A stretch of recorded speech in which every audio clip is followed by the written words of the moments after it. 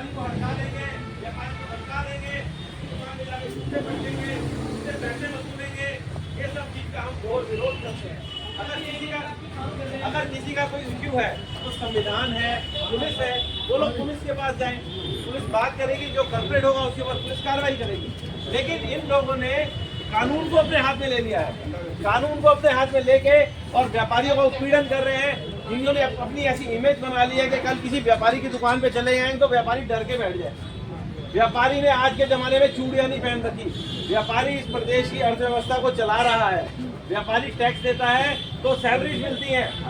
और कोरोना ने देख लिया कि अगर व्यापार बंद हुआ तो सैलरीज मिलनी बंद हो गई। तो व्यापारी इस देश की अर्थव्यवस्था को चलाता है। अगर व्यापारी को कमजोर समझेंगे या व्यापारियों को ऐसे कहेंगे कि हम व्यापारियों से सामान लेना बंद कर देंगे, तो हम पहले भी ये कह चुके हैं कि व्यापारी तुम्हें घर से बुलाने नहीं जा रहा कि सामान लेने आओ। और अगर बहुत ज्यादा तकलीफ है तुम्हें व्यापारी से तो तुम छोड़ के चले जाओ भाई। हमारे को क्यों कह रहे कि मैदानी को निकाल देंगे। यहाँ पे उत्तराखंड में सब लोग मिल के रहे हैं आज तक। ये अचानक से अपनी राजनीति की रोटी सेकने के लिए हमारे उत्तराखंड के लोगों को आपस में बांटना शुरू कर दिया इन्होंने। ये डिवाइड एंड रूल की पॉलिसी तो ईस्ट इंडिया कंपनी के साथ चली गई थी। ये कोई एक विशेष दल वाले कुछ लोग डिवाइड एंड रूल की पॉलिसी लेकर आ गए और जो हमारे उत्तराखंड के लोगों को ही आपस में बांट रहे हैं। अब हमारे अभी अध्यक्ष जी युवा के कह रहे थे द्रोण जी कि उनकी गढ़वाली फैमिली में मैरिज हो रखी है। तो ऐसे भी हैं जिनके जो प्लेन के हैं उनकी गढ़वाली फैमिली में मैरिज है, जो मतलब बेटी यहाँ से वहाँ गई हुई है। प्लेन के हैं नहीं, हम तो उत्तराखंड के रहने वाले हैं। और मेरी फैमिली 1948 में यहाँ गई थी।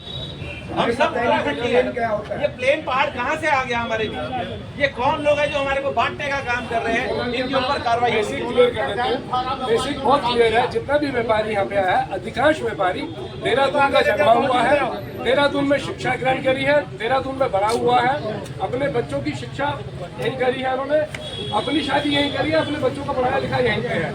ऐसी परिस्थिति में जो ये भेदभाव करा जा रहा है, ये बहुत ही गलत है। इस भेदभाव को तत्काल बंद करा जाए। हमें तो ये लगता है कि सरकार को अस्थिर करने की तक की कोशिशें की जा रही है। जिस तरह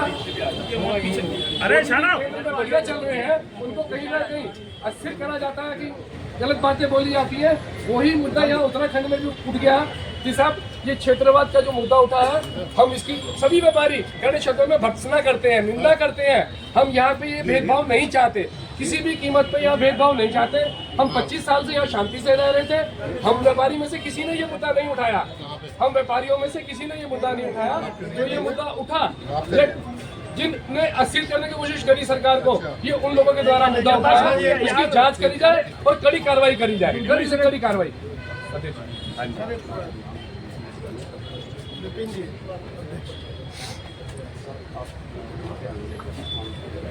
देखिए, मैं विपिन नागलिया हूँ, देहरादून के व्यापार मंडल का। आज मेरे साथ विभिन्न व्यापारिक एसोसिएशनों से पूरे देहरादून से, चाहे उसमें कपड़े वाले हैं, चाहे जनरल मर्चेंट हैं, चाहे जूते वाले हैं, चाहे केमिस्ट हैं, चाहे होटल रेस्टोरेंट वाले हैं, वो लोग आए हैं। कल भी हम आए थे और एसएसपी साहब से मिले थे।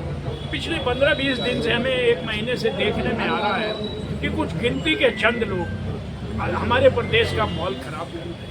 हमारा प्रदेश जो है देवभूमि है और उत्तराखंड है, इसका नाम 4 धाम इसमें हैं। हमारे वेदों में उत्तराखंड का नाम है। जब हम कोई पूजा पाठ अपने घर में करते हैं तो शुरू में ही पंडित कहता उत्तराखंडे। तो हमारा उत्तराखंड बहुत ऊंचा उत्तराखंड है, हम उसी के नागरिक हैं। हमारे व्यापार मंडल में हिंदू, मुस्लिम, सिख, ईसाई, पहाड़ी, नॉन पहाड़ी, पहाड़ी का तो कोई मतलब ही नहीं। पर ये कुछ चंद लोगों ने अपनी राजनीति चमकाने के लिए ये पहाड़वाद, मैदानवाद शुरू किया। मैं खुद, मेरी करीब 80 साल के करीब उम्र होने वाली है।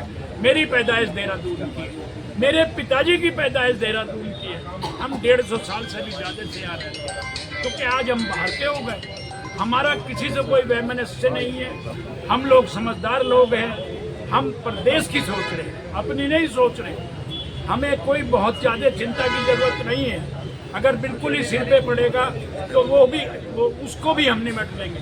पर हम अपने प्रदेश की तरक्की चाहते हैं, अपने प्रदेश का नाम चाहते हैं। अगर ये भावना बढ़ती चली गई तो ये एक नासूर बन जाएगा।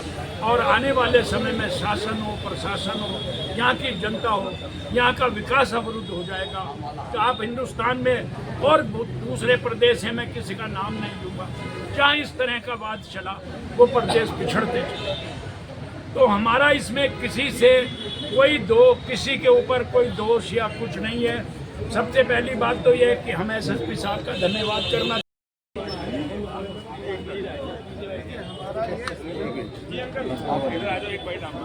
मेरा नाम आदेश मंडल है।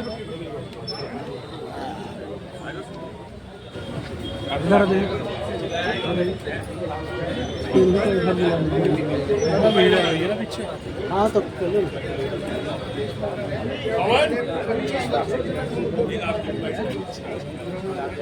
इनको इधर बुला लीजिए ना, लगाओ ना, इधर आ जाओ थोड़ा सा।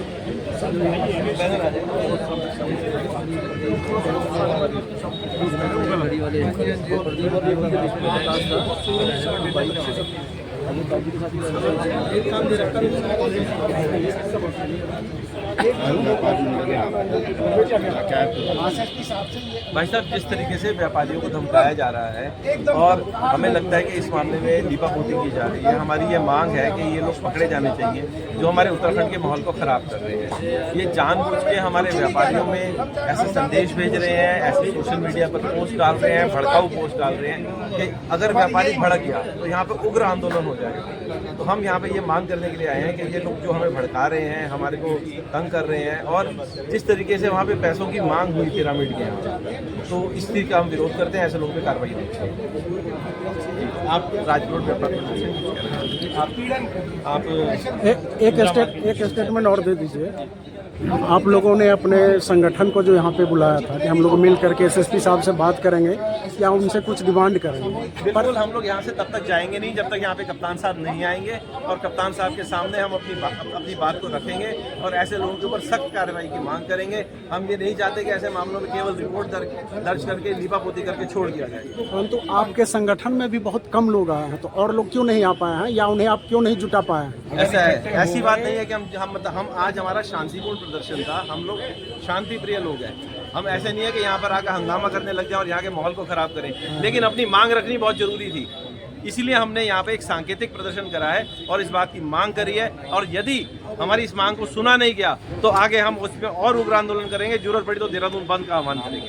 व्यापारी एकता जिंदाबाद, व्यापार मंडल व्यापारियों का उत्पीड़न नहीं सहेंगे, नहीं सहेंगे, नहीं सहेंगे, व्यापारियों का उत्पीड़न नहीं सहेंगे, नहीं सहेंगे। व्यापारी एकता जिंदाबाद, व्यापार मंडल जिंदाबाद।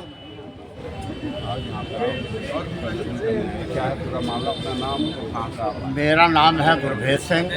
मैं इंदिरा मार्केट से 36 साल से अध्यक्ष हूँ और हम 40 साल से व्यापार मंडल से जुड़े हुए हैं और व्यापार मंडल की एकता से ही चला जा रहा है। दूसरा यह है कि व्यापार मंडल किसी टाइम भी व्यापारियों के साथ कोई भी अन्याय हुआ उसमें व्यापार मंडल एक मुठ होके खड़ा हुआ। आज की डेट में जो अगर हम लोगों को डराया जाएगा तो ऐसे काम नहीं चलेगा। इसमें सरकार को भी सोचना पड़ेगा, क्योंकि कोरोना काल में बाजार बंद रहे और फिर भी व्यापारियों ने साथ दिया। व्यापारी एक ऐसा बंदा है जिसके व्यापार से सारा प्रशासन चलता है, सारी सरकारें चलती हैं, और व्यापारियों को उत्पीड़ित ना किया जाए, प्रशासन से यही हमारी मांग है। और दूसरी बात यह है कि जब ये उत्तराखंड बना, व्यापार मंडल ने और व्यापारियों ने दुकानें बंद रखी और एकजुट होके इस आंदोलन में साथ दिया, तो आज क्या हम मतलब व्यापार यहाँ उत्तराखंड में पैदा हुए और हम उत्तराखंड से बाहर हो गए? हम पहले उत्तराखंडी हैं और बाहर के आए हुए लोग बाद में उत्तराखंडी हैं। हम उत्तराखंडी हैं। उत्तराखंड जिंदाबाद, जिंदाबाद, जिंदाबाद। हाँ जी,